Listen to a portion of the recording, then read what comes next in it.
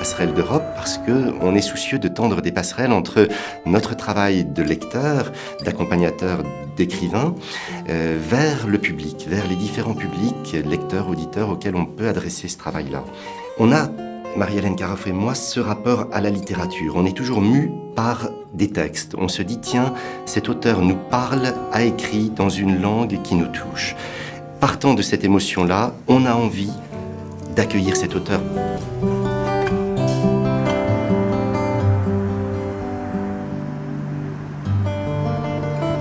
Passerelle d'Europe parce que la navigation s'ouvre à tous les pays d'Europe. L'eau coule d'un pays vers un autre sans se soucier des frontières et des langues.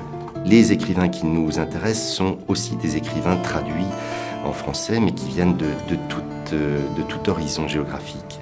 Avec le bateau, c'est la possibilité de traverser les villes et les campagnes et surtout de faire escale dans des lieux où il n'y a pas d'infrastructure culturelle.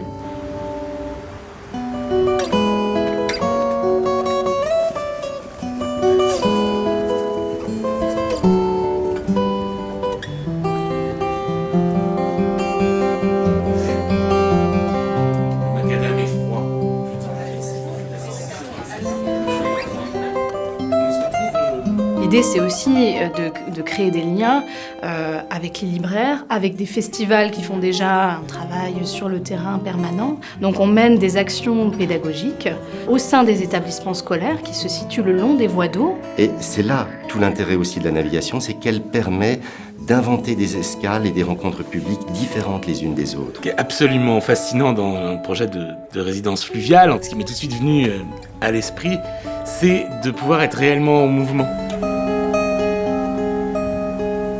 L'écrit va se faire entre deux lieux, sur des canaux, des rivières, qui vont changer au fil des jours, par exemple. Ça, pour moi, ça me semblait absolument magique comme possibilité. Tout ce qui nous préoccupe, Marie-Hélène Caroff et moi, c'est de nous dire on crée le lieu dans lequel l'auteur va pouvoir développer son univers, son imaginaire. Nous, on est émerveillés par l'idée du voyage, du nomadisme et du monde aquatique, et eux sont émerveillés par notre curiosité et par le mode de transport qu'on leur propose. Le premier choc, c'est la très grande beauté de ce bateau, cette péniche atemporelle, en fait, puisque ces bateaux de gabarit Freycinet, on les trouve un peu partout en France, en Europe. On ne sait pas vraiment les dater, ils sont très beaux, et puis on rentre à l'intérieur et on se rend compte à quel point c'est grand, et tout d'un coup on se retrouve au niveau de l'eau.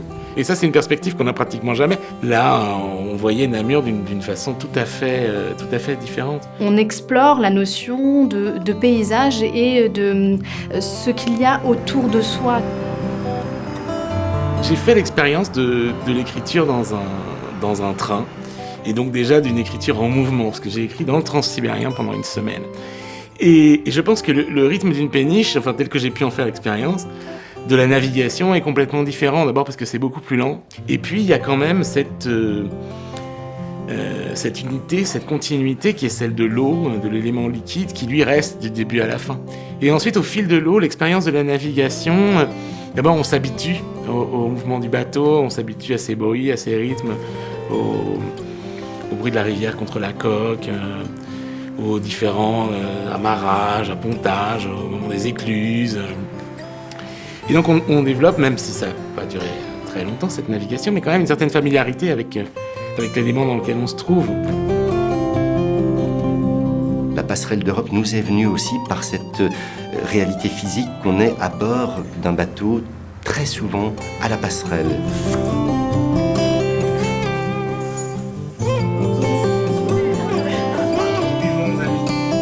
Alors ce dîner sur la péniche, c'était une expérience assez intense, on va dire, d'abord parce que la préparation était assez complexe. Et on avait imaginé en amont ce dîner comme étant quelque chose de littéraire, c'est un moment de partage double entre le plaisir de donner à manger, le plaisir de partager un repas et de partager des textes. Et donc j'ai essayé d'inventer un menu un peu poétique qui ressemble au texte qu'on allait lire. Que tout tous, à leur rythme, avec leurs outils de travail, vont interpréter le paysage, vont interpréter la société qui défilera devant eux à travers les hublots comme un travelling de cinéma.